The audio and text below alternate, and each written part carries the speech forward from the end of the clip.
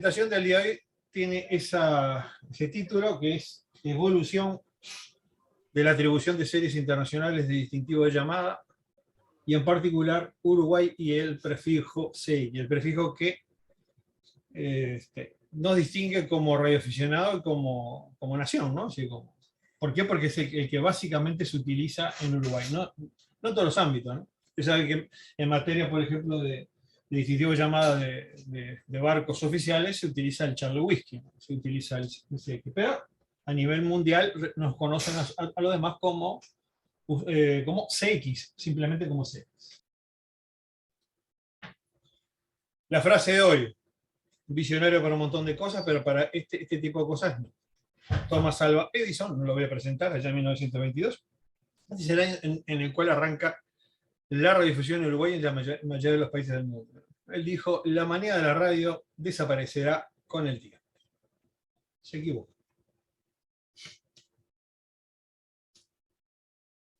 Vamos a hablar sobre distintivo de llamada, atribuciones y prefijos. Es un tema reglamentario, ¿no? Fíjense lo que dice la Unión Internacional de Telecomunicaciones, en el artículo 19. Ustedes saben que el artículo 19 se dedica enteramente a la radioreglamentación, justamente a lo que es la conformación de los distintivos de llamadas y las atribuciones y demás para ello. Y la parte que tiene que ver con identificación de estaciones, justamente, pues el artículo 19, en el cuadro de atribución de señales internacionales de distintivos de llamada, dice: las estaciones abiertas a la correspondencia pública internacional. Esa, como radioaficionado, no nos incumbe, ¿no? Y a la radiodifusión tampoco. Las estaciones de aficionado, específicamente lo dice. Y todas las demás estaciones que pueden causar interferencias perjudiciales más allá de la frontera del territorio o zona geográfica, deben estar, donde estén situadas, deberán poseer distintivo de llamada de la serie internacional atribuida a su administración en el cuadro de atribución de series internacionales de distintivo de llamada, que figura en el apéndice 42. O sea, que cuando una estación es capaz de producir algún tipo de interferencia más allá de su zona geográfica, ahí es necesario de que utilice un distintivo de llamada. O sea, lo que tiene que ver con la alta frecuencia, básicamente, eso se aplica a todo lo que son todos los servicios, ¿no? Bueno, también en el apéndice 42 se detallan todas las series, o sea, grupos, eso se llama, es una serie, es un grupo de 3 caracteres alfanuméricos. Hoy tiene ese valor, son grupos de 3 caracteres alfanuméricos, lo pueden constituir números y letras, de distintivos asignados a los distintos estados o zonas geográficas, que en ese caso se define como son los territorios que no tienen responsabilidad plena de sus relaciones internacionales. Le pongo un ejemplo: las Islas Cook, ¿no? Que también tiene su propia serie de tanto, ¿no? Otra serie, y no comparte en ese caso con Nueva Zelanda, tiene sus propias series de distintivo de llamada.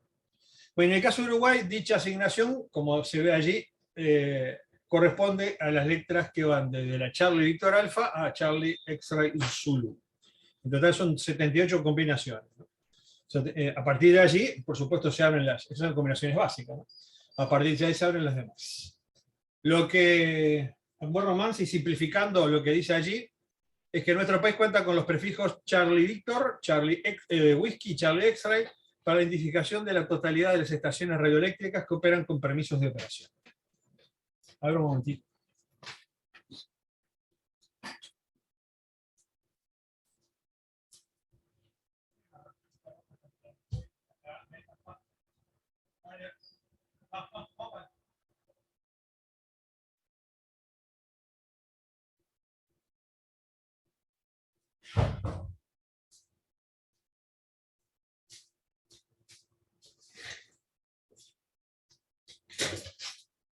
Bueno, vamos a recorrer ahora lo que es historia, ¿no? Hasta ahora nos pusimos en situación que son los distintivos de llamada, que son la serie de atribuciones de distintivos de llamada, quién las otorga, en este caso la autoridad internacional, que es la OIT, y que hoy día, por eso recalqué, son una combinación de alfanumérica, o sea, de números y letras. Pero básicamente cuando esto comenzó eran solamente combinaciones de letras.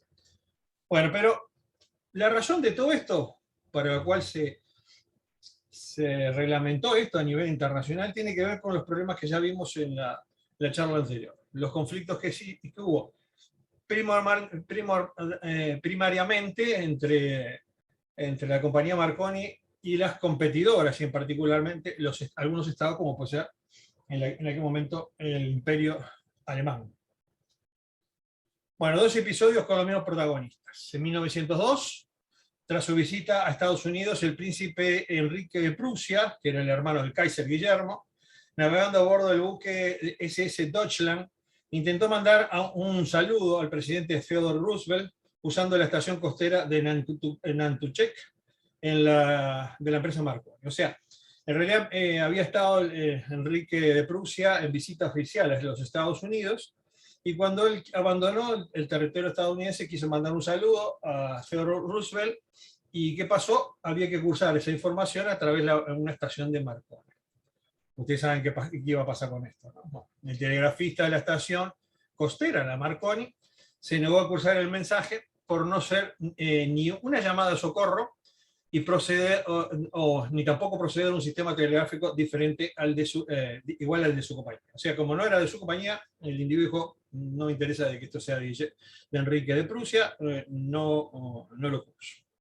Bueno, este incidente provocó la protesta alemana ante los gobiernos de Estados Unidos y del Reino Unido. ¿Por qué? Porque la compañía Marconi tenía como sede el Reino Unido, y la convocatoria de una reunión internacional para regularizar y normalizar el sistema, que incluyó no fue el único tema, pero fue el tema básico. Y como decía, existe otro episodio, esto lo contamos la semana pasada, bueno, hace unas semanas, donde 2 años después, en 1905, el propio Kaiser, emperador del Imperio Alemán, Guillermo II, realizaba un viaje en el Hamburg, y antes de abandonar las aguas jurisdiccionales alemanas, quiso enviar un despacho a su esposa que estaba en la isla de Sicilia. En este caso lo tenía que cursarse a través de la estación Marconi en Borkum, que estaba en territorio alemán, ¿no? Estaba en una isla de Borkum. Bueno, tenía esa estación, estaba equipada con Marconi, con equipo Marconi. ¿Y qué pasó? También se negó, en ese caso se le negó admitir el radiograma, cumpliendo las disposiciones de la empresa. El Kaiser, en este caso, dispuso la clausura inmediata de la estación de Bochum, y de igual forma convocó a una conferencia mundial con idéntico fin que la anterior. Eso se concretaría, esto fue en 1905, sería el año siguiente. Bueno, estos 2 incidentes podrían pasar como pequeños conflictos diplomáticos si no se analizara los principales intereses con que ya contaba la telegrafía sin hilos, que no eran meramente comerciales, sino políticos e incluso militares. La protección del comercio marítimo y la defensa de los territorios y dominios en todo el mundo eran el principal interés de todos los gobiernos de entonces, todos los estados de entonces, y comprensiblemente el Reino Unido y el Imperio Alemán eran protagonistas de una lucha más allá de las comunicaciones inalámbricas. O sea, hay que darse cuenta que esto todo ocurre en medio de, vamos a poner la preparación, lo que sería la preparación de conflictos más o menos pequeños que llevarían después a la Gran Guerra, ¿no? La Primera Gran Guerra, o la Primera Guerra Mundial, que empezó en 1914-1918, donde los protagonistas básicos, por supuesto, hubo alianzas. La Primera Guerra Mundial fue una alianza de varios estados entre uno y otro lado, pero los principales protagonistas fueron justamente estos: el Reino Unido y el Imperio Alemán. Bueno, vamos a hablar justamente de las conferencias de Berlín. No fue casualidad que el Kaiser convocara las conferencias, sino que además las convocara en la propia capital de su imperio. Bueno, entonces ahí se dieron al lo que se llamarían las conferencias de Berlín.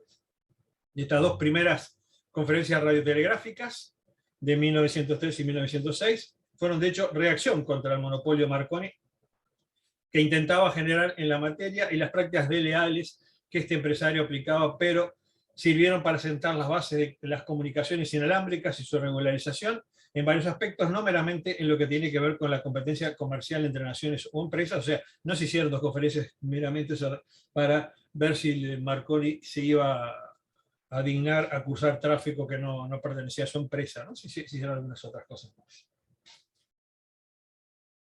Vamos a empezar con la conferencia de 1903, que en realidad es una conferencia preliminar, no está en el órgano que gestionaba las telecomunicaciones en el momento, no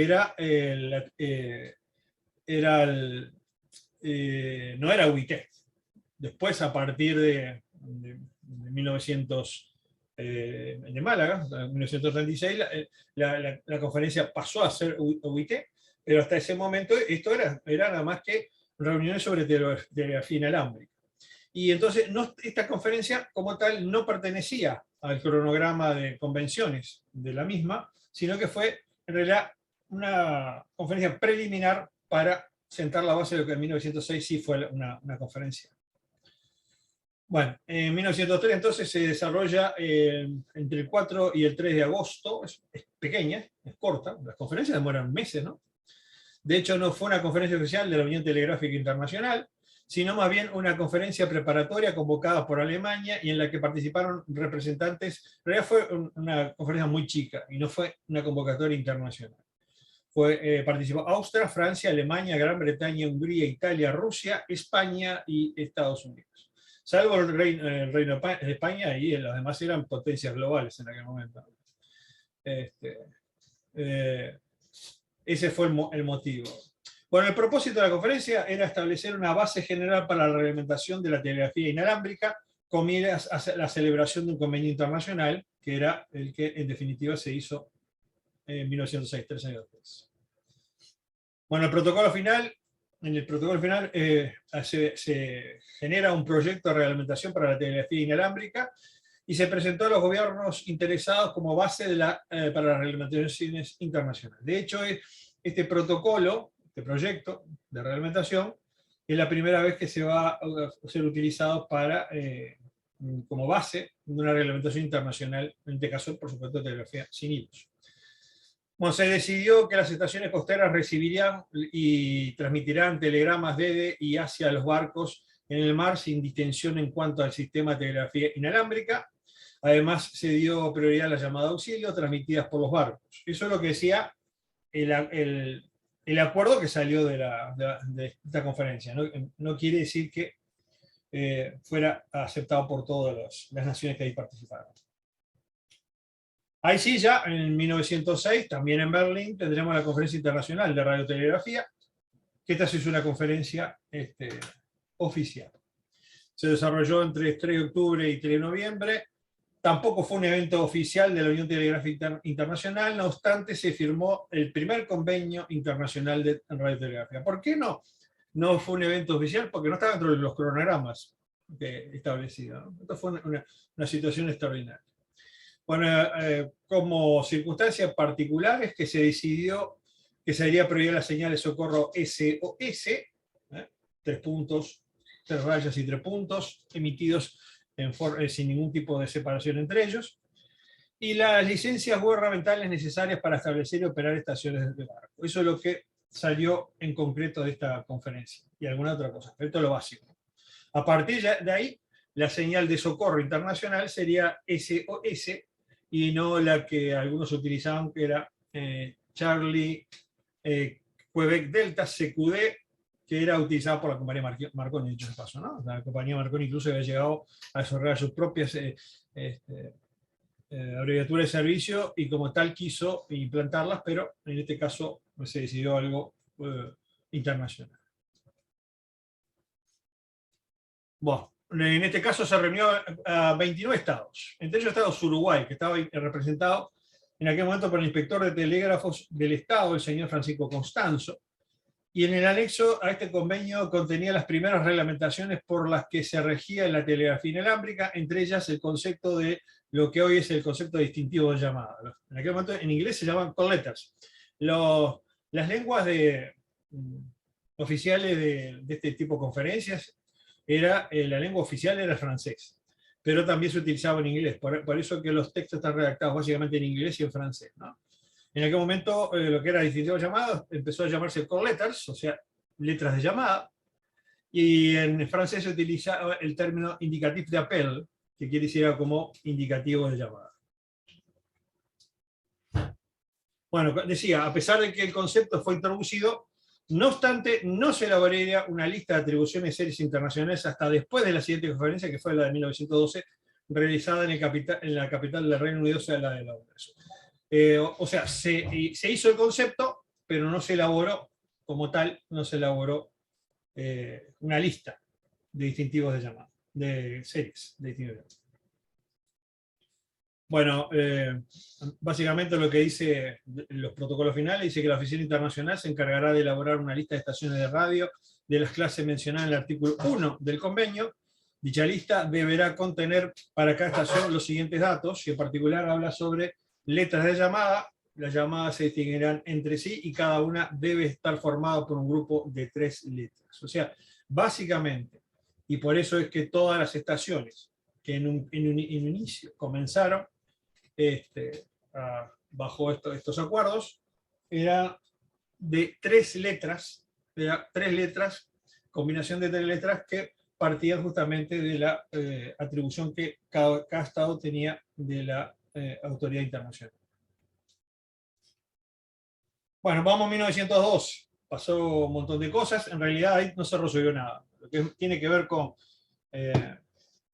la disputa que había entre la empresa Marconi y por su lado los estados del Reino Unido e Italia y el resto del mundo por el otro. No se resolvió, pero significó que ya la compañía quedara ahí, estos estados quedaran aislados de un montón de cosas, ¿no? Porque entre otras cosas se reconoció la autoridad que tenían los estados nacionales, las administraciones nacionales, para dictar sus propias pautas de materia de comunicación, lo que significó en ese caso de que la idea monopólica universal que tenía esta compañía quedara ya sin sustento de ninguna naturaleza. Entonces vamos a 1902. En Londres, la otra capital de la nación en disputa con este tema, se desarrolla esta conferencia, que fue entre el 4 de junio y el 5 de julio, y ahí lo que se hizo, se revisó el Convenio Radiotelegráfico Internacional y el Reglamento de Servicios. Hubo un reconocimiento absoluto del principio de libertad de intercomunicación, y en materia de atribución, que para esto estamos hablando de series de distintivos llamados, por primera vez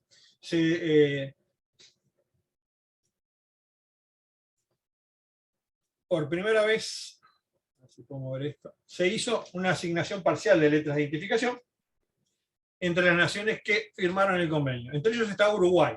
De caso participó un tal señor Federico R. Videla, actuando en este caso como ministro plenipotenciario y delegado de nuestro país. Como digo, en esto se hizo una asignación parcial de las letras de identificación, y Uruguay entonces terminó, como participante de la conferencia, terminó con una serie. Bueno, el artículo 4 del protocolo final dice: la Oficina Internacional elaborará y publicará básicamente lo que decía anteriormente. Una relación de las estaciones de radio a la clase que se refiere al artículo 1 del convenio, y de vez en cuando suplementos que incluyan adiciones y modificaciones. Dicha lista deberá contener para cada estación los siguientes datos, y entre ellos está el que nos interesa: las letras llamadas, que son las llamadas se distinguirán entre sí, y cada uno debe estar formado por un grupo de 3 letras. Es el mismo concepto, pero en este caso la diferencia es que se otorgaron series en particular. Bueno, en este caso, además, como decía, se ratificaron los criterios acerca de los distintivos de llamada de la Conferencia de Berlín.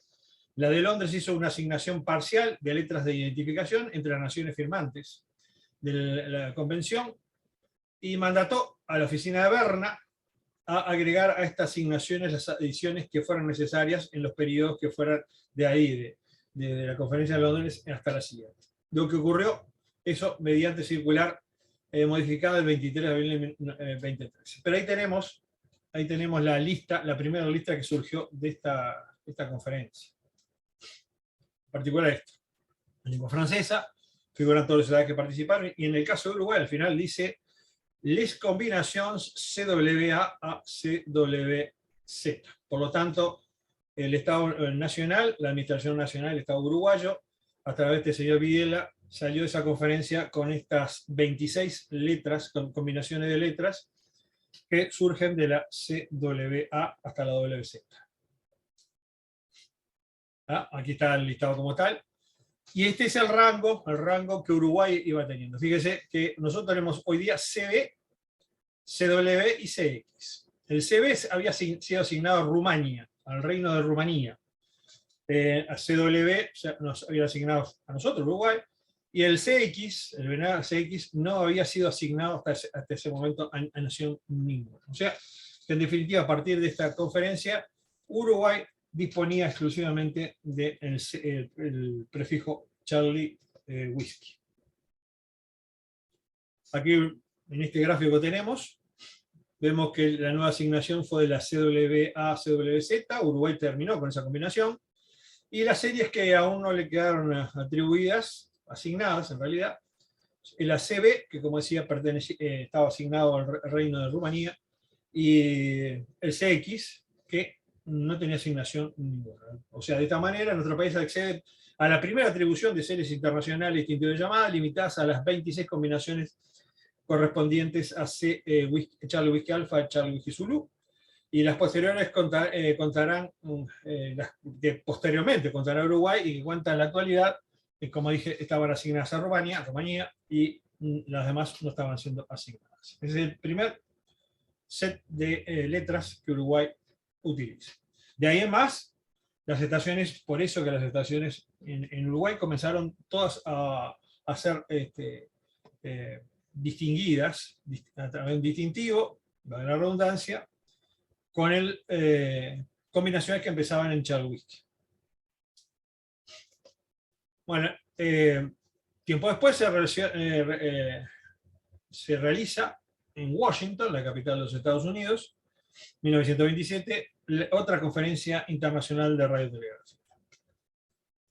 Fue entre el 4 de octubre y el 28 de noviembre, se realizó el Convenio Radiotelegráfico Internacional anterior, el Reglamento General de Radiocomunicaciones, y el Reglamento Adicional de Radiocomunicaciones. Además, se estableció una tabla para la asignación de frecuencias en los distintos servicios, incluido el servicio de radiodifusión y de radioafición. Expresamente, a partir de ahí, todos los documentos finales de todas las conferencias cuenta con una tabla que indica las asignaciones que se realizaron en ese sentido. Bueno, en este caso Uruguay participó con un señor que se llamaba Vicente Elorza, que era un consejero técnico, la parte técnica de la representación, y un señor J. Varela, que llevaba el título de ministro, no era representante de Uruguay en Washington para la conferencia. Bueno, en materia de distintivos de llamada y atribuciones de serie de los mismos, se reglamentó específicamente la conformación de ellos, que deberían tener según el servicio de estaciones que las estaciones desempeñaban. Muchos de estos criterios permanecen vigentes en la actualidad, y se amplió y utilizó la distribución de letras de identificación. Fíjese lo que decía allí, ¿no? Las estaciones fijas terrestres y móviles cubiertas en la sección 1 del artículo 2 de la Convención.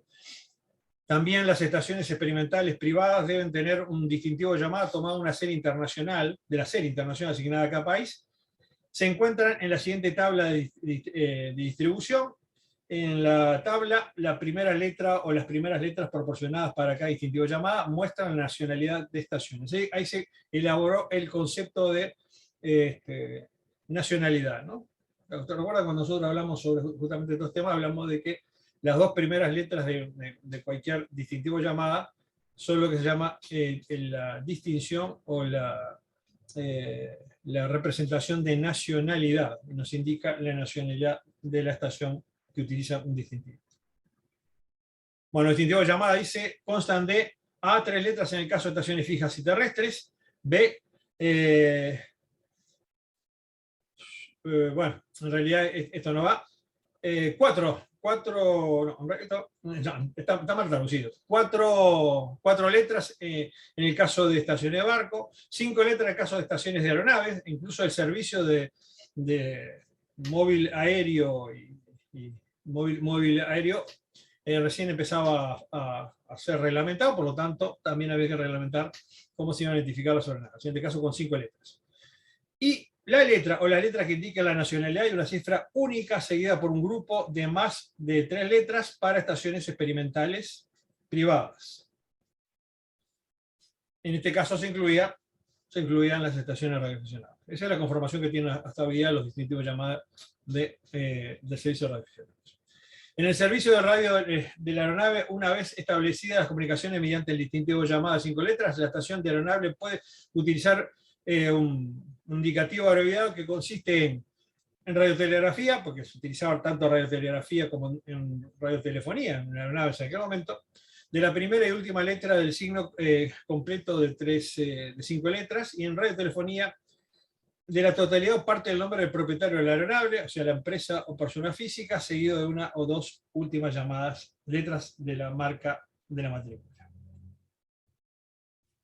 Dice también que las 26 letras del alfabeto pueden ser utilizadas en forma de distintivo llamada, excluyéndose las letras acentuadas. Estos son los conceptos que hasta hoy día se mantienen. Sin embargo, las siguientes combinaciones de letras no pueden usarse en todos los distintivos llamadas. En aquel momento se incluía la letra A y la B como primera letra de un distintivo llamada, porque están reservados para la parte geográfica del Código Internacional de Señales. Hoy día esto, por supuesto, no es así. La A está distribuida entre varias naciones, entre ellos Estados Unidos, y la B la utiliza China. Combinaciones que puedan confundirse con señales socorro o con otras señales de la misma naturaleza, por eso que ninguna señal, ninguna serie de atribución de distintivo llamado comienza con la letra Q, por ejemplo, ¿no? Incluido justamente porque se consideran señales de servicio. Combinaciones reservadas para abreviaturas que se utilizan en transmisiones radioeléctricas, y en el caso de estaciones de aeronaves, la combinación que utilizan la letra W como segundo carácter. Vaya uno a saber por qué. Y bueno, aquí sí, acá aparece una nueva lista, sobre atribución de distintivo llamada, y fíjense que Uruguay extendió sus asignaciones a la combinación que estaba libre allí, ¿no? De CWA, en este caso pasaba a CX-SUL, o sea, se le extendió el prefijo CX. Ahí, entonces, a partir de esta conferencia en 1927 en Washington, es que Uruguay accede al venerable prefijo CX. Acá lo graficamos con este dibujito. En Londres teníamos esto, y ahora en Washington se le da una nueva asignación de CXA a CXZ. Por lo tanto, la serie que tenía Uruguay pasó a tener ya 56 combinaciones de la CWA a la CXZ, y todavía estaba pendiente la Charlie Victor, ¿no?, que seguía asignada al Reino de Rumania. Bueno, ahora sí, llegamos a la última conferencia que tiene que ver con las atribuciones de distintivo llamado, al menos de Uruguay. Después, por supuesto, se siguieron y se siguen atribuyendo combinaciones, ¿no?, series, pero en el caso de Uruguay y la mayoría de las naciones llegamos a esta distribución en la Conferencia Internacional de Radiotelegrafía. Fíjense que siempre estas eran todavía conferencias de radiotelegrafía, ¿no?, desarrollada en el Reino de España, la capital del Reino de España, en Madrid, en 1932. Fue entre el 3 de septiembre y el 9 de diciembre, se llevó a cabo simultáneamente con la International Telegraph Conference, la Conferencia Internacional de Telegrafía. Eso tiene que ver justamente con las comunicaciones alámbricas. Bueno, la decisión más importante que se tomó en esta conferencia fue fusionar las dos instituciones, ¿no?, la Unión Telegráfica Internacional y la Unión Radiotelegráfica Internacional, para crear una sola institución que de allí además se llamaría la Unión Internacional de Telecomunicaciones. Además, se creó una nueva convención combinando la Convención Internacional Telegráfica, que tiene que ver, como dije, telegrafía alámbrica, y la Convención Radiotelegráfica. Esas dos, a partir de estas dos convenciones fueron fusionadas, no solo, y las instituciones también fueron fusionadas como tales. De ahí en más se dejó de distinguir lo que era alámbrico de lo que era siglos. Bueno, varias fueron las decisiones importantes que se tomaron en esta conferencia de 1932, incluida sobre los idiomas oficiales. A partir de este momento se dejó de utilizar el francés, que siguió siendo la lengua oficial, pero ya se permitió de que las mesas proporcionaran intérpretes en lengua inglesa, y los documentos empezaron a ser ya a partir de ese momento no traducidos, sino tenían carácter bilingüe. La palabra radiotelegrafía fue reemplazada por radiocomunicaciones para reflejar los cambios de la evolución de la tecnología de radio. A partir de ahí, el término de radiotelegrafía fue abandonado, básicamente ¿por qué? Porque ya había avanzado indudablemente lo que era la comunicación radiotelefónicas. Por lo tanto, había quedado totalmente obsoleta. A partir de ahí, nosotros hablamos siempre de radio, radiocomunicaciones, y no sabemos el distingue entre una cosa y la otra. Bueno, se discutió la asignación y uso adecuado de frecuencias. Es la primera vez que se hace un cuadro de frecuencias. Y como resultado se insertaron dos tablas en el reglamento, una tabla de tolerancias y una tabla de anchos de banda aceptables para varios tipos de emisiones. Ustedes vieron la distribución de frecuencias, asignaciones de frecuencias, su listado enorme que la OIT todavía elabora. Bueno, empezaron a gestionarse aquí. Por primera vez se produjo un ordenamiento, se trató de producir un ordenamiento de los sistemas de radiocomunicaciones, como asignando parcelas del espectro radioeléctrico para su utilización, lo que se conoce como bandas. Bueno, el representante uruguayo, en este caso fue un tal Daniel Castellanos, que en todos lados se decía que firmó varias veces, dejaba constancia de que lo hacía al referéndum del gobierno nacional. Habría que ver qué pasó entre aquello de plenipotenciario a esto. Alguna decisión política ocurrió de que el individuo no fue mandatado a resolver por sí mismo. Señal de llamada, bueno, extensamente y casi con lo que tiene que ver justamente con lo que es hoy día, ¿ya? Se definieron ya los conceptos de señales de llamada, un distintivo de llamada. Y Uruguay en este caso, ustedes ven, terminó con, aquí, con las combinaciones que va de Charlie Víctor Alfa a Charlie X-Ray Zulu. O sea, el Reino de Rumanía no utilizó más esta combinación. Hay que ver si en algún momento la llegó a utilizar. Y Uruguay quedó con la conformación de asignaciones que tiene hasta hoy día. O sea, los prefijos CV corta, CW y CX. En el grafiquito lo tenemos acá. Se le otorgan en esta conferencia 26 combinaciones más. Quedan conformadas entonces 78 combinaciones, que son las que definitivamente hasta hoy día Uruguay cuenta. Bueno, vamos a ver cuáles fueron los dos primeros distintivos uruguayos. Ustedes habrán visto, bueno, tiene que ser algo con CW. No, para variar, Uruguay siempre da la nota. Y no, los dos primeros distintivos llamados, que ya lo vimos, de Uruguay, no tenían ningún tipo de conformación de esta naturaleza.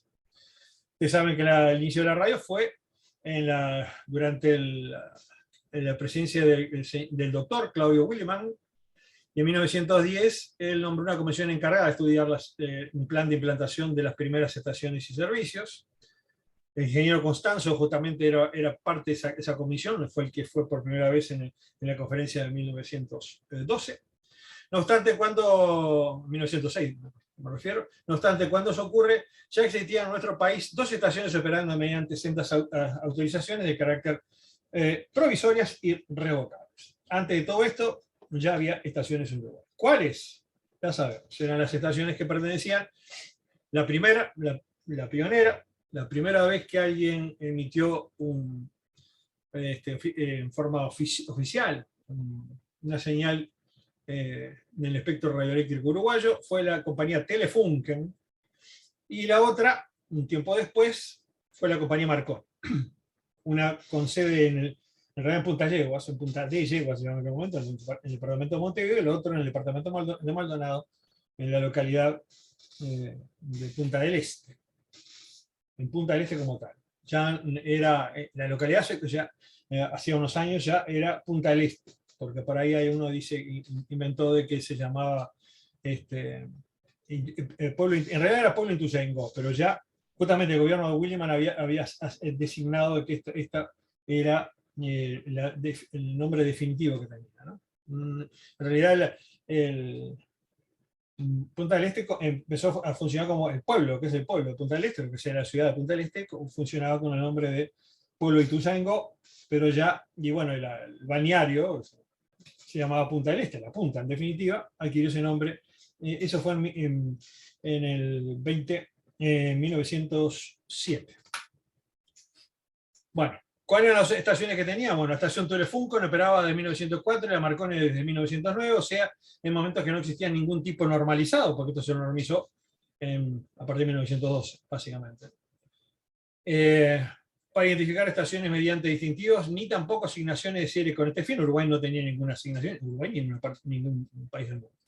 Por lo que los distintivos utilizados eran de carácter oficial. ¿Cuáles eran? MB fue en primera instancia y después MVD. Ustedes saben que MVD o MB no es un distintivo, en realidad es la abreviatura de Montevideo. Y después sí, el MMO, que era el distintivo que la compañía Marconi daba a sus estaciones. Todas empezaban con M por Marconi, ¿no? Y como tal, entonces, estos fueron los dos primeros distintivos llamados que hubo, ¿no? Nada que ver con las asignaciones como tales. Bueno, la estación alemana, como decía, transmitía utilizando el primero MB corta y después utilizó MBB. En este caso era ni más que menos una señal que aludía a la ubicación geográfica, o sea, Montevideo. Y en el caso de Marconi, MMO, cumpliendo los estándares de compañía, respondía a utilizar 3 letras, la primera de las cuales era la M por Marconi. Dante Tartaglia lo usamos bastante y lo vamos a seguir utilizando. Allá en mayo de 1970, revista Corriente Alterna, número 500, donde fue convocado para hablar justamente sobre los principios de la radio. Él nos decía que con motivo de la iniciación de los servicios regulares de la estación Cerrito, la Inspección General de Telegrafía sin Hilos solicitó el cese de operaciones de las otras 2 estaciones de telegrafía sin hilo y a Chispa, que habían sido autorizadas anteriormente a operar en forma precaria. O sea, estas 2 que había. La solicitud fue aprobada creándose de esa manera lo que es una centralización o monopolio de los servicios a la órbita del Estado. Monopolio de servicios radioeléctricos. En 1902 fue, y el Estado se hacía cargo de establecer comunicación a distancia con sus estaciones móviles, portátiles y rodantes. Las fijas fuera Montevideo, que estaban en Paso de los Toros, Rivera, Santa Clara de Olimar, Salto, Melo y 33, las Islas de Lobos y el pontón Faro del Banco Inglés. Y la principal del Cerrito, con los barcos de bandera nacional, que en aquel momento eran el Crucero Uruguay, el Montevideo, la Cañonería 18 de Julio, el transporte Barón de Río Branco y el vapor Ollarvide y el Ingeniero. Y ahí tiene que ver justamente la aparición del prefijo CW. Porque estas estaciones, sí, estas estaciones por primera vez iban a utilizar un distintivo llamado asignado a Uruguay, que era de las combinaciones que tenía en aquel momento, o sea, la Charlie Whisky Alfa, Charlie Whisky Zulu. Bueno, el prefijo CW. Uruguay, como país firmante de la Convención de Londres, estaba en condiciones de utilizar de la asignación parcial de las letras de identificación que habían obtenido las combinaciones de la serie primaria entre Charlie Whisky Alfa y Charlie Whisky Zulu, o sea, las que quedan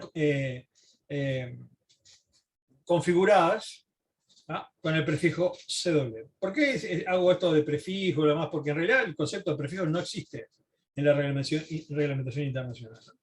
El prefijo es una consecuencia de utilizar una serie completa, en este caso, que comienza con Charlie Whisky Alfa. Hay series que están cortadas. Hay 2 países que tienen series cortadas. 3 Delta, el 3 Delta está asignado a 2 países. O sea, el 3 Delta Alfa hasta 3 Delta Noviembre se asigna a un país y de ahí en adelante a otro, que son Suazilandia, actualmente, ¿no? Suazilandia y Fiji, la República de Fiji, ¿no? En ese caso no se habla de prefijos, en realidad el prefijo lo constituyen 3 letras. Bueno, esta serie sería la única asignada a Uruguay hasta 1927, como vimos, cuando la conferencia de Washington revisaría los criterios en ese sentido. Por ese mismo motivo, las autorizaciones de operación de estaciones que utilizarían el Charlevoix como comienzo de sus distintivos. Ello no solo comprendía las estaciones radiotelegráficas, sino que además a las que salieron de radiodifusión. No así las de radioaficionados, que siguieron utilizando una cosa bastante extraña. Bueno, fíjense cuáles fueron entonces, en definitiva, los tres distintivos llamadas que Uruguay ostentó. Bueno, la estación de Cerrito, Charlie Whiskey Alfa, la de la Isla de Lobos tenía Charlie Whiskey Bravo, y la del Pontón Faro Banco Inglés, Charlie Whiskey Charlie. Esas son los tres distintivos que Uruguay tuvo utilizando las asignaciones internacionales. Hasta hace muy poco esto funcionaba también.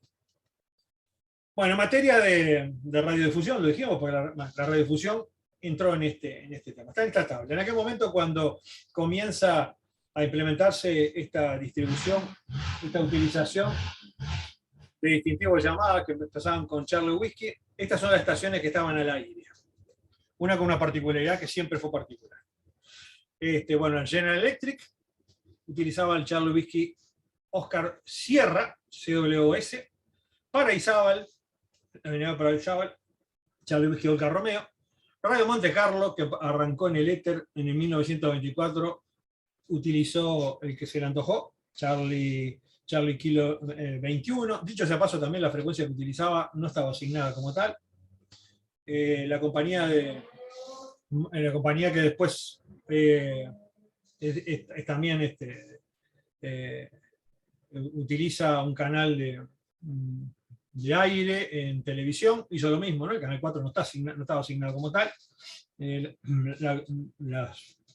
Los empresarios de Radio Monte Carlo y de Monte Carlo Televisión lo que hicieron fue autoasignarse un canal, se quedaron allí y lo usufrutan.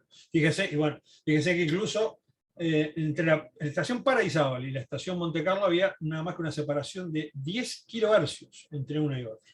En realidad, ya cuando en 1924 comienza Monte Carlo, Paraizábal estaba en virtual desaparición, ¿no? Eso lo vamos a hablar cuando hablemos en particular de la red Paraizábal. Bueno, otra emisora que había, Radio Nacional, 1925, tenía Charlie Whiskey Sierra Hotel. La radio oficial, lo que hoy vendría a ser el SODRE, en los 650 kHz, ahí ubicada en la Escuela Militar, en el complejo que tiene que ver militar ahí en la Escuela Militar. Charlie Whiskey Oscar Alfa utilizó Charlie Whiskey Oscar Alfa antes de utilizar el Charlie X-Ray 6, X6, ¿no? Radio Carve ya salía ahí en la calle Solís Grande como Charlie Whiskey Oscar Victoria, y la Radio Westinghouse, que hoy es que utiliza la frecuencia que hoy es Radio Oriental. En aquel momento salía como Charlie Whiskey Oscar Whiskey. Esta es la primera configuración de distintivo llamada que tuvieron las estaciones de radiodifusión en Uruguay. ¿Hasta cuándo? Fíjense que todas terminan ahí en 1928, porque en el año 1929, justamente lo que sigue ahora, comenzó a utilizar el prefijo CX para este tipo de identificación. Bueno, justamente el Uruguay y nuestro querido y venerable prefijo CX. Bueno, la serie CWA-CWZ sería la única asignada, como se dijo, en Uruguay hasta 1927, cuando en Washington se agregó la Charlie X-Ray Alpha a Charlie X-Ray Zulu, o sea, las que empiezan con el prefijo CX. A poco de terminar la conferencia citada, en Uruguay comienza el proceso de contar con la primera legislación sobre radiotelegrafía y radiotelefonía. Hasta el momento no existían, eran permisos precarios, eran conferencias, demás, resoluciones del Ministerio de Guerra y Marina, pero no existía como tal un cuerpo normativo. En realidad, a nivel mundial esto pasó, ¿no? Recién pasado la mitad de la década del 20, o sea, 1925 en adelante, 1928 en Uruguay, se empezó a legislar al respecto. Así que se promulgó la ley 8390 del 13 de noviembre de 1928, lo que se llamaba el Reglamento de Instalación y Funcionamiento de Estaciones radioeléctricas, que entraría en plena vigencia el 1 de julio de 1929. O sea, hasta el 1 de julio de 1929 no entraron todas estas nuevas reglamentaciones que se establecieron. Bueno, en materia de distintivo llamada, ese 1 de julio del 29 constituye la inauguración del uso como tal del prefijo más significativo en nuestro país, el CX. De esa fecha, las nuevas licencias, eran licencias y siguen siendo licencias de radiodifusión, contarían con el formato CX y un numerito, o CX y dos numeritos. Y los permisos anteriores mudarían a este mismo formato. Y ahí tenemos la misma lista que había allí. En 810, Radio Llena Eléctrica pasó a CX14, después esto sería Radio El Espectador. Para Isabel había desaparecido. Radio Monte Carlo ya utilizaba empezó a utilizar CX20, por supuesto, la comunicación actual. Radio Nacional, CX30. Radio Nacional sigue teniendo el mismo nombre. Recuerden que ahí en la dictadura esta emisora tuvo que cambiar el nombre, fue obligada por decreto del Poder Ejecutivo a cambiar el nombre, y tuvo un periodo en el que se llamaba nada más que la radio, pero conservó siempre el distintivo Charlie X-Ray 30, CX30. La radio oficial, hoy Sodre, CX6. Radio Carre ostentó CX16 y Radio Westinghouse, CX2. Ustedes tienen que saben, deberían saberlo, ¿no? Lo explico. Estas no son azarosas, ¿no? Esto tiene que ver con una conformación en el dial. Están en el orden en el dial, incluso tienen una ecuación para calcular los distintivos llamadas de la ciudad de Montevideo, del departamento de Montevideo, ¿no? Esto no se cumple en los demás departamentos. ¿Qué pasó con el Charlie Victor y el Charlie Whiskey? Bueno, las estaciones de otros servicios continuaron utilizando el prefijo CW. O sea, todo lo que en aquel momento empezó el 1 de julio del 2029, los que estaban ya asignados continuaron utilizando el Charlie Whiskey. En especial vale decir que esta norma actual de la administración que con CW comience lo que es norma actual, los distintivos de estaciones de barcos correspondientes a la Armada Nacional. Esto se conserva. Los barcos, los demás utilizan otro distintivo llamado que puede ser Charlie Victor, empezar con Charlie Victor o Charlie X-Ray. Por otra parte, sí mismo, y con el tiempo se procedió en los departamentos del interior del país que fueran otorgados a radiodifusoras distintos prefijos del CW, como la última serie atribuida correspondiente al prefijo CB corta, aunque en este caso en muy menor medida. Si ustedes recorren por allí, recorren el listado de emisoras, el Charlie Victor es un distintivo, un prefijo que se utiliza poco y nada. No así el CW. Bueno, ¿y qué pasó con los radioaficionados? Los radioaficionados CX. Bueno, las estaciones pertenecientes al servicio de radioaficionados también se vieron afectadas justamente a partir de la ley de 1928 y con vigencia al 1 de julio de 1921. Cuando todas pasaron a utilizar el prefijo CX de acuerdo a la siguiente regla. Decía la ley. A partir del 1 de julio de 1929, las estaciones de aficionados completarán su actual característica, decía, de llamada, con el prefijo CX, por ejemplo, CX1 Alpha Fox y CX2 Bravo Tango. Es raro que en una ley y una reglamentación haya ejemplos particulares, ¿no? En cuenta las reglamentaciones son de carácter genérico, no son resolución. Como intermedia de un llamado se utilizará la palabra delta eco, y por ejemplo, si estas dos estaciones se llaman Charlie X-Ray 1 Alpha Fox de Charlie X-Ray 2 Bravo Tango. Y esto está en el numeral 14, en el artículo 14, el numeral 18, en el reglamento de estaciones estaciones radioeléctricas. ¿Qué significa esto? ¿Qué significa esto? Al decir que, fíjense lo que dice, esto está muy poco y casi nada investigado. Las primeras veces que alguien se tomó el trabajo de hacer esto, hace muy poco, de investigar cómo era esto. Lo demás quedó en la tradición oral y demás. Pero ¿qué dice acá? Dice, las estaciones de aficionados completarán su actual característica con el prefijo CX. Quiere decir que las estaciones antes del 1 de julio de 1929 tenían lo que se le llamaba acá una característica que no tenía prefijo. ¿Se entendió eso, no? Y acá tenemos dos ejemplos. Acá tenemos son dos QSLs muy antiguos.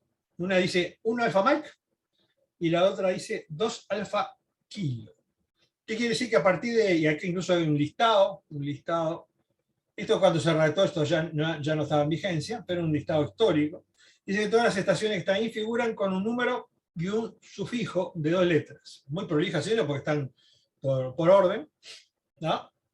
Quiere decir que las estaciones en Uruguay se identificaban sin prefijo, como con ese formato, un número y una asignación de 2 letras, ¿no? Quiere decir que a partir de 1929, el 1 de julio, estas estaciones que están allí pasaron a ser CX1 Alfa Mike y CX2 Alfa Kilo. Asimismo, la reglamentación mencionada definía el criterio de distribución distrital de los distintivos de llamada al servicio, diferenciando los departamentos por medio de la primera letra del sufijo, el criterio que sabemos que hasta hoy día se mantiene, ¿no? Acá está, tal cual está escrito en el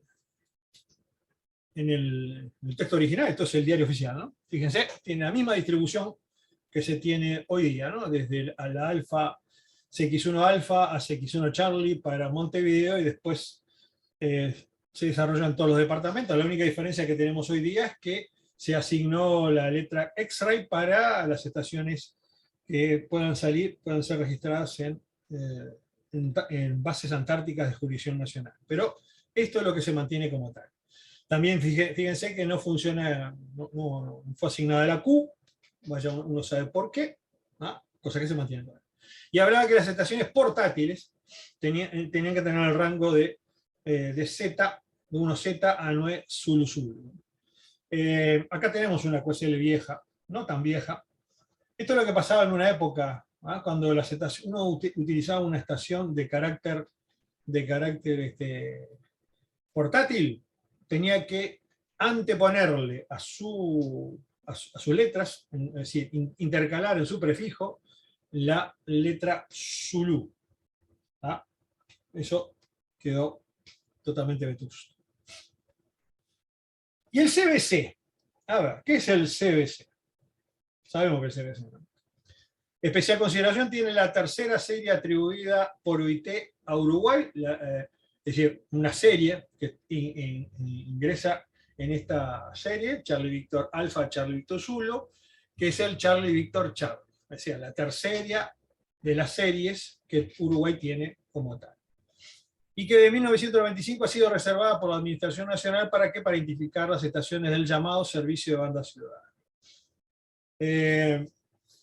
Bueno, ¿por qué? ¿Por qué se utiliza CBC? La razón es muy simple.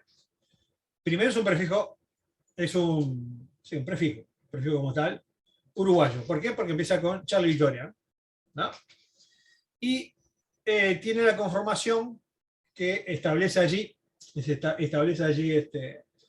reglamento uruguayo, tanto de 1995 y el último, que dice que las estaciones deben identificarse con un Charlie Víctor Charlie, con el prefijo Charlie Víctor, un número de registro, y que el número de registro como tal no debe empezar en 0 y 9. En 0, me refiero no debe comenzar entre 0 y 1. Por lo tanto, eso, a buen romance, es un número que empieza de 2000 en adelante, ¿no? Incluso en la reglamentación de 1998 decía que había que no solamente hacer eso, sino que había que registrar el nombre de fantasía que previamente utilizaba en la estación, ¿no? Eso quedó vigente. Ustedes saben que en realidad esta conformación tiene que ver con estaciones de servicio fijo. ¿Por qué? Porque el llamado servicio de banda ciudadana no es un servicio de radiocomunicaciones, es la utilización para determinada empleo, para determinada utilización de frecuencias que obedecen al servicio móvil, excepto móvil aéreo y el fijo. Y las estaciones, según UIT, deben ser identificadas por una combinación de 3 letras y un número que va de 2 a más números, dígitos, de los cuales el primero no puede ser el 0 y el 1. O sea que en definitiva esta especial distribución que tienen los prefijos, los distintivos llamados en el servicio de banda ciudadana no hacen ni más que obedecer a la reglamentación internacional. ¿Para qué? Para estaciones de carácter fijo. O sea, las estaciones de banda ciudadana utilizan distintivos del servicio fijo. Es prácticamente la única utilización que hay del prefijo Charlie Victoria, al menos masiva. Y con esto nos vamos quedando por el día de hoy.